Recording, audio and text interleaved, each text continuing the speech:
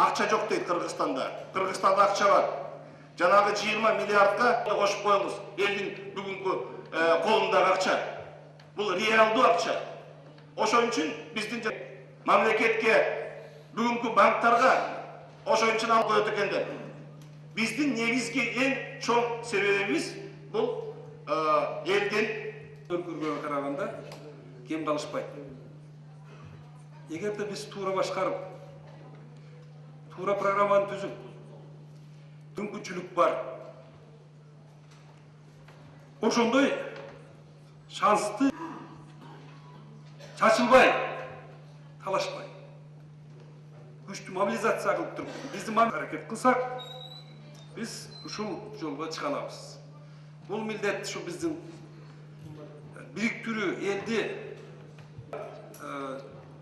бизге койгон максатты аткарууга жол бар. Ал үчүн биз саясатчылар бириктириш керек. Элдин кызыкчылыгы үчүн ал жеке саясатчылар бул биздин милдетибиз.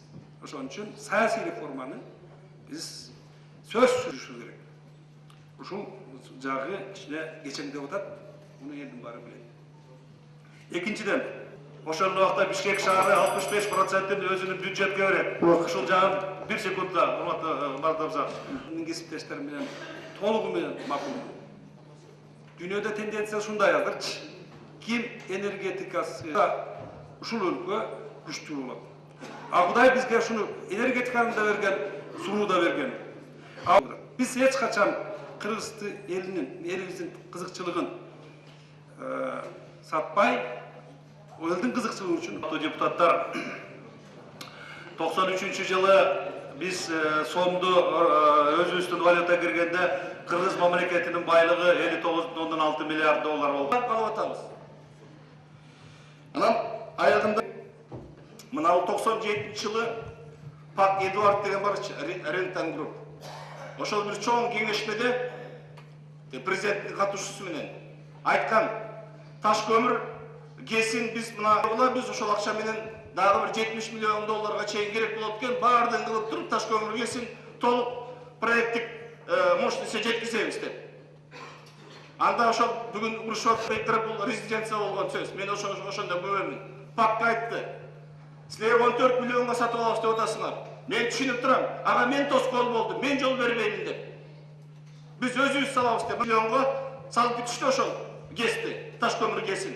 Эгерде ошондо дагы бирөө кызыгып, ошо пактын акчасын алганда экинчи Рентон Групп болмок бүгүн таш көмүр кеси. Урматтуу депутаттар, мен келгеним дагы бир жолу өзүмө тактап айтсам туура болгон экен. Мына 5 депутат чыгып сүйлөдү. 5 депутат чыгып сүйлөдү. Бул депутаттардын сүйлөгөн сөзүнөн мен бир жыйынтыкка келип атам. Өкмөт ушул жерде ушул мыйзамды түшүндүрүү жагынан сиздерге толук жакшы түшүндүрө албаптыр. Депутаттардын сүйлөгөн сөзүнөн бул ачык айкын көрүнүп турат. Значит, бул жерде мен байкашыма караганда Чудинов, вы представляли законопроект? Непонятно, правда, почему. Вы хоть и газовик, но я считал, что вы достаточно хорошо осведомлены в этой области. Если бы это был другой человек, я бы сомневался, но вы должны были, судя по выступлению депутатов, не смогли довести до них. Это очень плохо. Это очень плохо.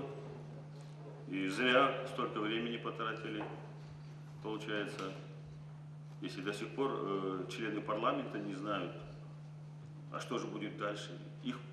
Я полностью поддерживаю, понимаю их беспокойство. Все, что было до этого с приватизацией, оценку дали, не удовлетворили 3 этапам. И после этого еще Хамбаратанам депутаттарын суралын так жооп бере алгандан кийин ким калдайт муну?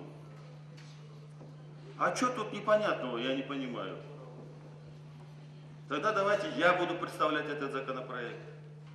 Тогда зачем вы, уважаемые члены правительства? Каждый себя в грудь бьет, и член правительства, и члены парламента некоторые, все знаете. И в международной политике, и на 10-15 лет все знаете, а элементарные вопросы ответить не можете.